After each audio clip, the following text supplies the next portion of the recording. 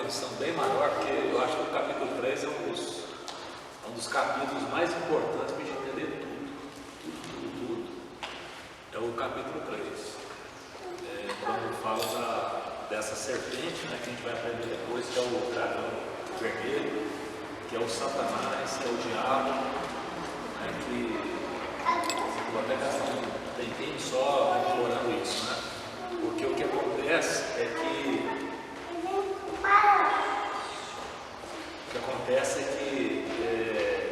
quando fala a serpente, não fala uma serpente, não fala uma cobra, se usa o artigo a serpente, daqueles animais que Deus criaram, mais sagaz, né, mais astucioso.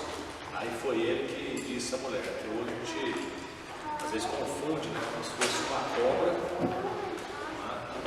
E ali não era questão de uma cobra, não era de uma serpente, era a serpente. E é o inimigo, né? A mulher como inimigo foi, e com a sua conversa gosmenta, cebosa, né, envolveu, né, os nossos pais no sentido de desobedecer. E essa desobediência não é desobediência assim, ó, vamos contra Deus, não é isso. Mas Deus é estranho. Se Ele criou, por que não pode ser usado? Né? Então, como se Deus fosse uma pessoa esquisita. E aí Ele vai despertando, né, uma curiosidade em quem está quieto. E aí depois vai mudando e afirmando, olha, Deus sabe disso. Então Ele, não é de maneira abrupta, né? Mas Ele de maneira astuciosa, Ele vai levando a pessoa à rebelião. E é tão curioso nisso que Deus nem conversa com a serpente. Deus já amaldiçoa ela direto. Com o ser humano Ele conversa. Então Ele mostra que a gente não tem que conversar com o diabo. Aí você vê, o que foi que aconteceu? O que te faltava? Né? O que foi? Não existe isso. A palavra de Deus é muito direta, né? É julgamento, e fala, olha, é isso aí, pronto, acabou, e é todos os dias da sua vida, ou seja, não tem redenção para você. Agora você vai rastejar, você não vai andar nas alturas que você podia andar, mas vai andar o quê? É na onde você resolveu trilhar. E aí fala de uma inimizade, por quê? Porque aquele ato havia contaminado a raça humana, havia contaminado a criação, contaminou tudo. Na realidade, havia maldade que entrou no mundo. E aí, o que acontece é que, por exemplo, eu trabalho lá com uma das áreas que a gente trabalha, era a saúde.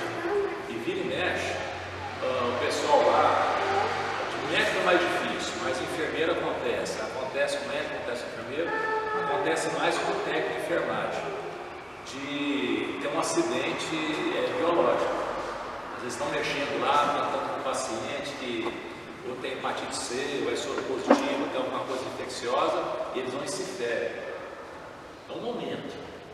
Mas aquilo lá custa muito caro, porque tem de usar muitos protocolos, no sentido que de proteger a pessoa da contaminação.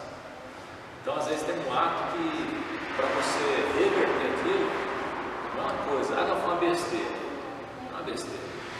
A pessoa que cai em fratura, já tive umas 3 fraturas, né? É um momento, mas a recuperação daquilo é muito complicada. E aqui a contaminação é uma contaminação total, é uma contaminação de identidade. Não é só um osso que se partiu, não é só um sangue infectado que entrou na corrente sanguínea. Aqui foi contaminado, foi corpo, alma e espírito, foi tudo contaminado. Por isso que Deus fala, olha, vai haver uma inimizade. E essa é uma das melhores bênçãos que Deus nos deu, foi de colocar uma inimizade entre nós, entre a mulher e a serpente. Imagina se Deus deixasse o caminho, quer dizer que nós vamos andar juntos. Então, quando Deus fala assim, porém inimizade, então o Deus da amizade, o Deus que é amigo, Ele vai instituir uma inimizade. Colocar inimizade entre você e a mulher, entre a sua descendência e o descendente dela. e a redenção vem do descendente dela, porque você vai até ferir o calcanhar dele, mas ele vai esmagar a sua cabeça. E logo depois Deus faz uma outra bênção que nós não compreendemos também, às vezes nem concordamos, mas foi uma bênção. Retirou e expulsou os nossos pais do jardim. Por quê? Porque se eles comessem da árvore da vida, aí seria o quê? Uma contaminação eterna. Eles viveriam eternamente naquela condição. Então Deus vai e coloca uma bênção nas nossas vidas que nós também não gostamos, que chama morte. Porque aí nós temos a possibilidade que é da ressurreição. Se não fosse a morte, não tinha como ressuscitar. Como é que vai ressuscitar quem morreu? Aí talvez estaria aqui, nesse lago de fogo e enxofre eternamente, com a serpente, né, e a sua descendência. Então é importante esse capítulo 3, a gente vira e mexe, a gente tem de gastar um tempo, porque é nesse capítulo 3 aqui que muitas das nossas inquietações elas passam. E quando a gente vê a seriedade do nosso problema, aí a gente vê que está bom, que a misericórdia de Deus nos tem acompanhado nas nossas dificuldades, nos encontros, nas aflições pelas quais nós passamos. Ele fala que a Bíblia fala que as aflições não são para comparar com a glória que vai ser revelada, mas mesmo durante as aflições nós temos escape. Nós temos escape de Deus, né, nas nossas vidas. Então esse capítulo 3 ele é muito importante. Eu acho que ele é pouco explorado, devia ser explorado mais, né?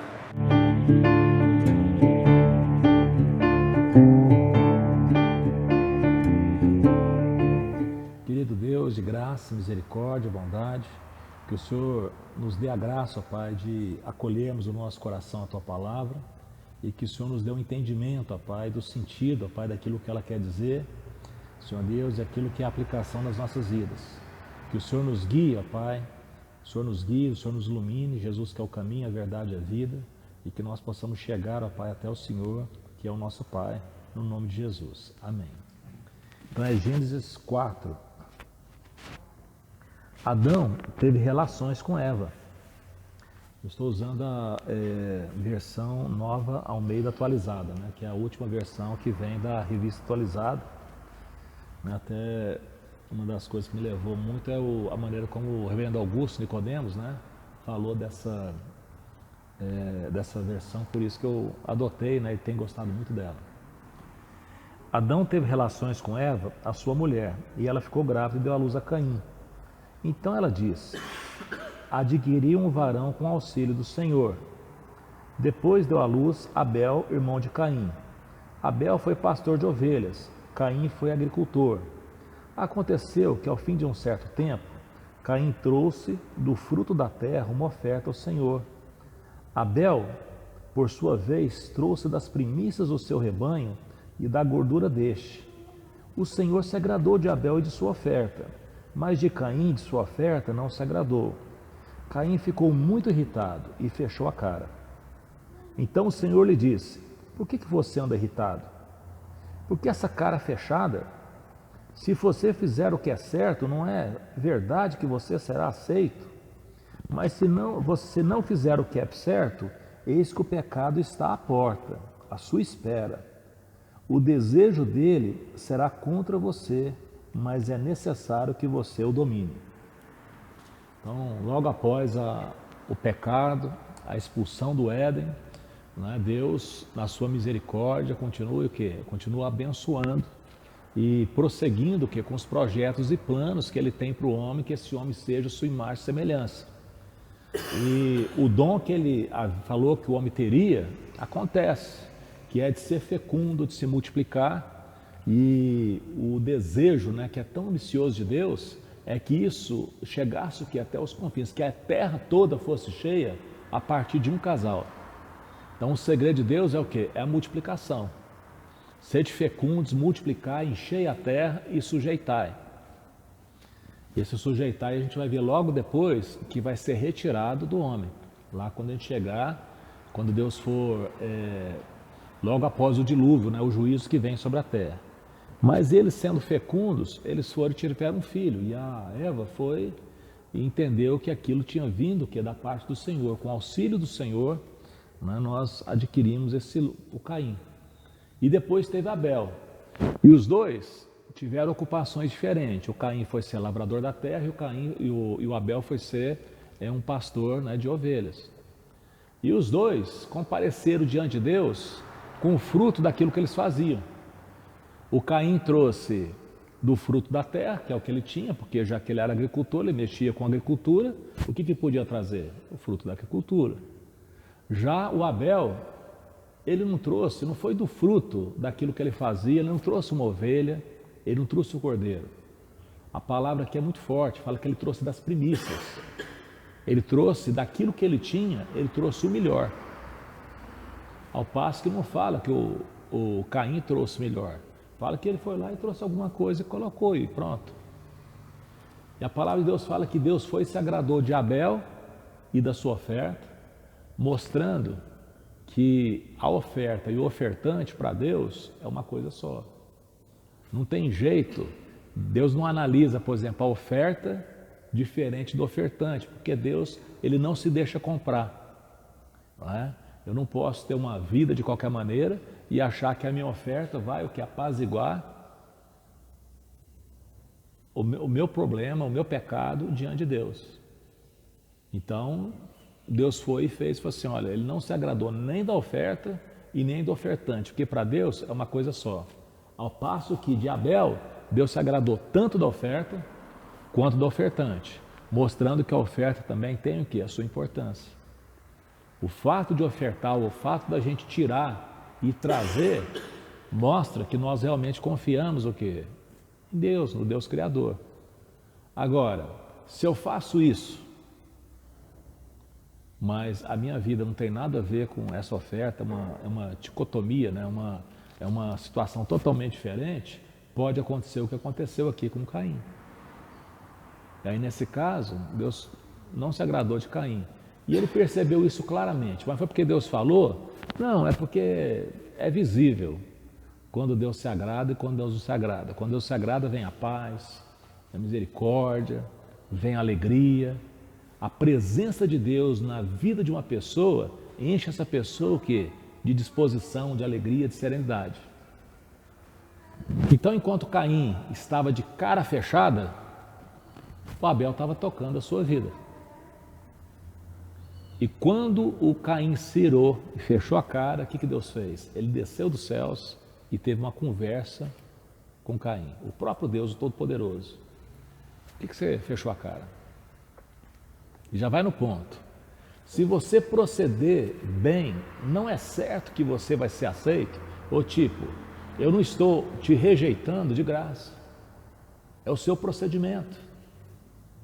É aquilo que você faz, é aquilo que você pensa, é aquilo que é a sua vida que te impede de ser aceito.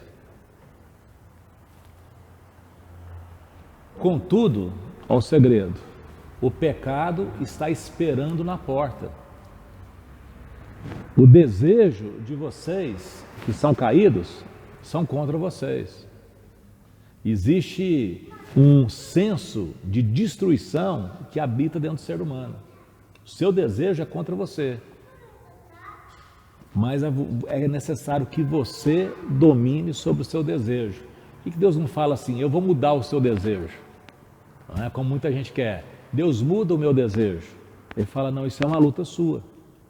É uma luta, né, que te deixa humilde, é uma luta que te deixa quebrantado, é uma luta que você vence se você for perseverante.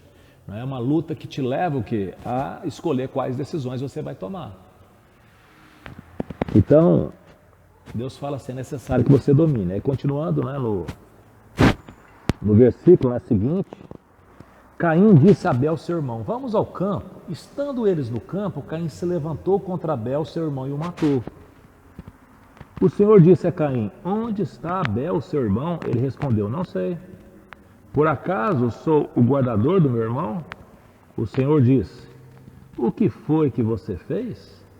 A voz do sangue do seu irmão clama da terra a mim. E agora você é maldito sobre a terra, cuja boca se abriu para receber da sua mão o sangue do seu irmão. Quando você cultivar o solo, ele não lhe dará a sua força, e você será fugitivo e errante pela terra. Então Caim disse ao Senhor, meu castigo é tão grande que não poderei suportá-lo. Eis que hoje me expulsas da face da terra, e da tua presença terei de me esconder. Serei fugitivo e errante pela terra, e quem se encontrar comigo me matará. O Senhor, porém, lhe disse: não. E se alguém matar Caim, será vingado 7 vezes. E o Senhor pôs um sinal em Caim para que, se alguém viesse a encontrá-lo, não o matasse. E Caim se retirou da presença do Senhor e habitou na terra de Nod, a leste do Éden. Então, continuando aquilo que é a narrativa aqui, o Caim não escutou a Deus, ele não emendou seus caminhos, e o que ele fez? Ele foi procurar o quê? Destruir a concorrência. Então, Abel é aceito? Ok. E se Abel não existir mais? E se sobrar eu? Como quem diz, vai ter de me engolir.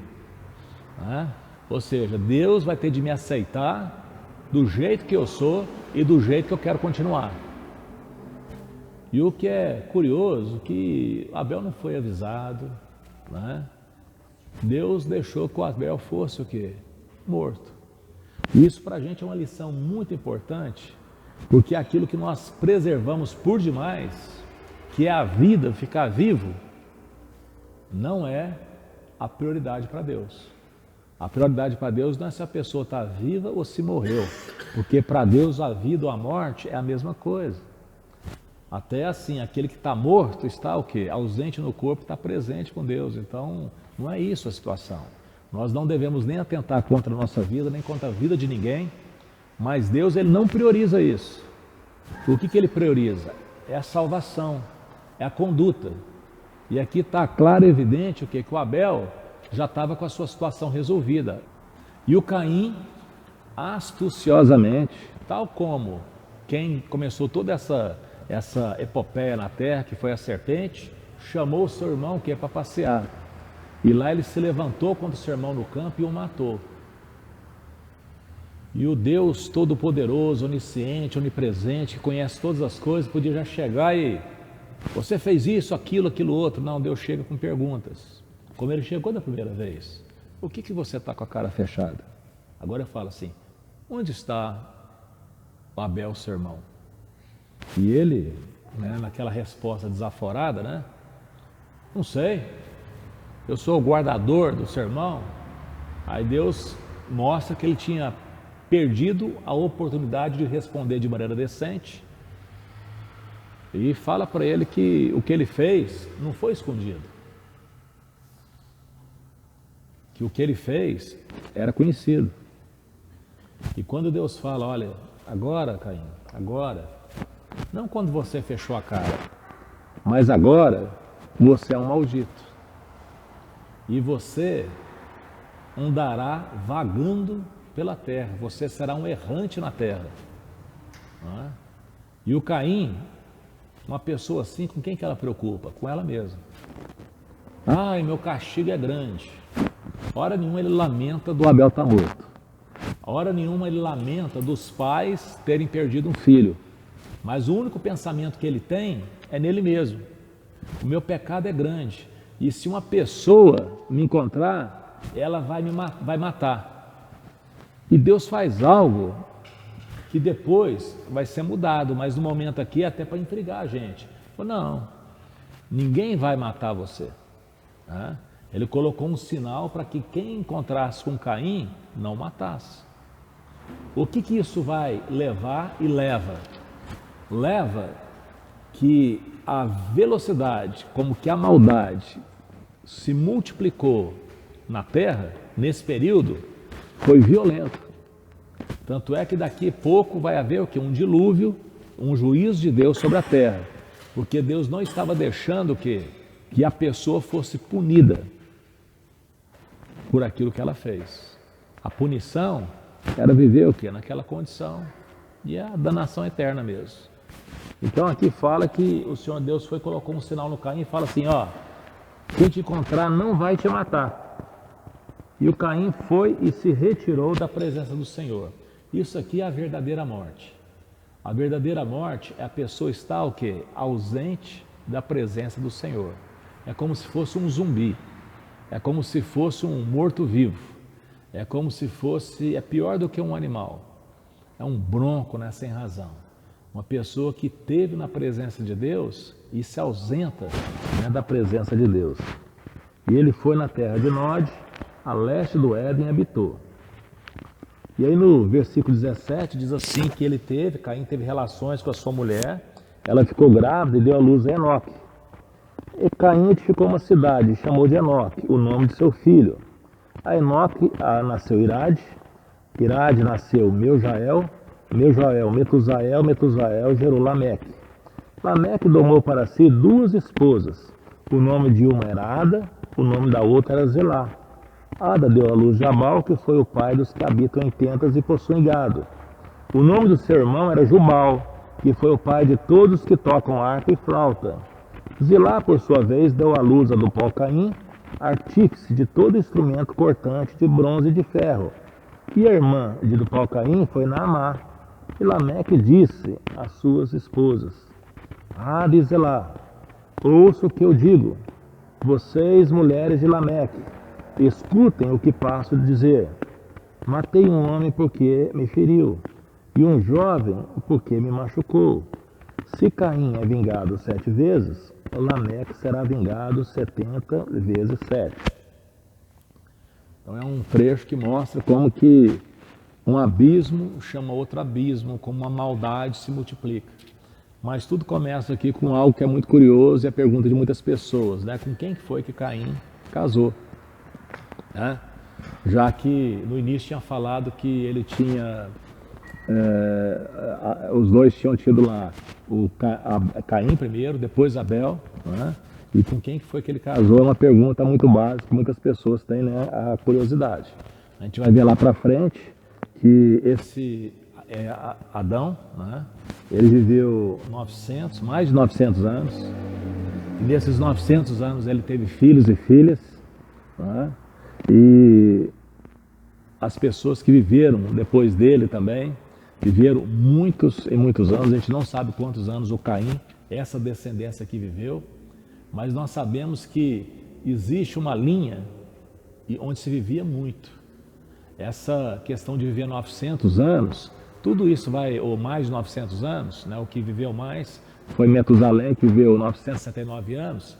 Isso aí vai ser diminuído na época do dilúvio, quando Deus foi e abaixou, né? Ele falou que como o homem tinha se tornado uma pessoa carnal, o Espírito de Deus não ia mais contender continuamente com o homem. E os seus anos, né, os seus dias seriam 120 anos. Ou seja, normalmente bem abaixo daquilo que nós vivemos. Né? Porque nós damos conta de matar o nosso corpo antes de chegar no ponto para qual ele foi dimensionado para viver, que foi os 120 anos. Não é o desejo de Deus, porque o desejo de Deus é a eternidade. Mas a melhor resposta, né, que eu já ouvi para quem que foi a mulher de Caim foi de um pastor, né, quando perguntaram para ele, né, um senhor lá perguntou para ele quem que foi a mulher do Caim. Aí o pastor falou assim: olha, eu acho bom você cuidar da sua mulher, né, e deixar cada um cuidar da sua, né? Porque é mais uma coisa especulativa, né? É uma coisa que, qual que é a resposta? Primeiro que ele casou, foi com uma irmã, foi com uma sobrinha, foi com... A gente não sabe. Quando você pega o universo de tantos anos, né, e eles tendo filhos e filhos, e depois você vai ver que tem pessoas aqui que começaram a ter filhos com 350 anos, vai aparecer aqui. O fato é que no resumo bíblico, que não foi escrito para ficar satisfazendo a curiosidade das pessoas, mas foi escrito para a instrução das pessoas de como que as coisas se deram, fala que ele casou e teve filhos. E esses filhos, você vai notando que aquilo que era o tino autossuficiente de Caim, ele continua. Ele teve um filho chamado Enoque e já construiu uma cidade que... O primeiro cara que construiu uma cidade foi o quê? Caim, Enoque. E uma cidade, ele fala assim, não, mas construir uma cidade, o que que tem? Olha, naquele tempo era totalmente contrário à orientação de Deus. Porque a orientação de Deus era que as pessoas o quê? Se espalhassem pela terra. O pai da fé, que é Abraão, que recebeu de Deus a revelação que ele teria, que ele seria uma grande nação, lá em Hebreus fala que ele não ousou construir para si uma cidade. Ele preferiu que habitar em tendas com seu filho Isaac, com seu neto Jacó. Ele preferiu por quê? Porque ele aguardava a cidade cujo arquiteto e edificador era Deus. Então, na realidade, essas ações de Caim mostram o quê? Um projeto pessoal, um projeto próprio. Não é um alinhamento com aquilo que é o projeto de Deus. Ele foi lá e construiu. E você pode notar que não para por aí. A coisa continua. Ele teve Enoque, depois o Enoque teve Irade, Irade Meujael, Meujael Metusael, Metusael Lameque. E Lameque já implantou o quê? A bigamia. Aí não fala que ele teve uma esposa, mas que ele tomou para si o quê? 2 esposas. E uma era Ada, outra era Zelá. Ada deu à luz Jabal. E Jabal foi os pais dos que habitam em tendas e possuem gado. Ou seja, aquilo que pode ser chamado de empreendedorismo, que está empreendendo, né, que está fazendo, né, está lançando uma moda de se viver, de habitar em tendas e de gado, né, isso na realidade mostra o quê? Que ao invés deles estarem carentes da presença de Deus, o que eles estavam? Se adaptando na sua condição de malditos, de amaldiçoados, de separados. E não para aí, não foi só o Jabal, né? O outro era Jubal. Já começaram a fazer o quê? Instrumentos musicais, harpa e flauta. A música que muitas vezes nos anestesia, né? E viajamos nela, damos asas, né, aos nossos sentimentos, aos nossos pensamentos, enfim. Né? Então, é tudo isso que vai aliviando a dor que é a nossa saudade de Deus. E mais um aí, o Tubal-Caim, que foi aquele que começou o quê? A desenvolver, em termos científicos, a condição de fazer instrumentos cortantes. Então, se é foice, se é enxada, ou se é instrumento de guerra, que não diz. Mas é uma pessoa que desenvolveu o quê? A tecnologia de mexer com bronze e com ferro. E o pai dessa turma toda de empreendedores aqui, que era o Lameque, né, que já implantou a bigamia, né, ele chega lá e solta um versinho. O versinho dele mostra a impiedade dele. Ele faz uma reunião com as suas esposas e diz assim: Ada e Zelá, ouça o que eu digo. Vocês, mulheres de Lameque, escutem o que passo a dizer. Matei um homem porque me feriu, e um jovem porque me machucou. Se Caim é vingado 7 vezes, Lameque será vingado 70 vezes 7. Ou seja, ele não só absorveu aquilo que havia sido dito a Caim, né, o seu antepassado, como ele fala, é assim mesmo. E aqui é o seguinte: bateu, levou. Então, e aí não importa, né? Assim, ó, eu feri um homem, eu matei um jovem, né? Então, na realidade, a hostilidade era o lema da vida dessas pessoas. Versículo 25: Adão tornou a ter relações com sua mulher, ela deu à luz um filho, a quem pôs o nome de Sete, dizendo: Deus me concedeu outro descendente em lugar de Abel, e Caim matou. A Sete nasceu um filho, a qual pôs o nome de Enos, e foi nesse tempo que se começou a invocar o nome do Senhor. Então a gente nota aqui que na descendência piedosa são só 2 versículos que é dito. E naquilo que foi o desenvolvimento do mal, são muitos versículos que foram gastos. E por que a Bíblia faz isso? Para mostrar que no meio de tanta maldade, Deus sempre vai ter o quê? O seu remanescente fiel. Então, aqui a gente não pode pensar que esse versículo 25, ele aconteceu depois de todas as histórias contadas no versículo. Aqui não é um conto linear, é um conto em paralelo. Então estava acontecendo isso, mas também aconteceu que por exemplo, o Adão e a Eva, eles não demoraram, vamos dizer assim, vamos esperar essa presepada toda de Caim, para depois eles terem relacionamento, ter mais filhos. Claro que isso foi em paralelo com aquilo que Caim estava fazendo. E o fato foi que, tanto é que aqui deve ter passado muitos e muitos anos, mas o fato foi que eles tiveram um filho, né, chamado Sete, né, e o que a Eva falou foi o seguinte, né? Adão tomou, pôs o nome de Sete, né?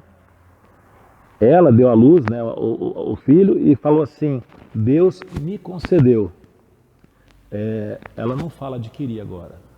Ela já muda, você pode ver que a palavra dela é mais piedosa ainda. Agora não é adquirir com auxílio. Deus me concedeu um filho, um descendente no lugar de Abel, a quem Caim matou. E esse Sete teve um filho também, que o nome dele foi Enos. E fala que foi nesse tempo que se começou o quê? Invocar ao Senhor. O que é importante a gente saber é que em todas as gerações, sem exceção, Deus tem o seu remanescente. Não tem uma geração em que a maldade está 100% implantada. Aquilo que nós vemos com os nossos olhos, realmente, o que destaca muito é a injustiça, é a maldade, é a violência. Mas o remanescente, e às vezes nesse tempo de tanto triunfalismo que a igreja tem se envolvido, é importante a gente pensar o quê? Nessa questão do remanescente. Como nós vimos nos estudos lá do Apocalipse, que Deus anda dentro da sua igreja, Ele não sai da igreja, Ele sabe dos problemas, Ele sabe das virtudes, e o que Jesus fala para a igreja é assim: aquele que me ouvir, Ele fala assim, ao que vencer. Então quem vence é quem ouve, não é quem está lá.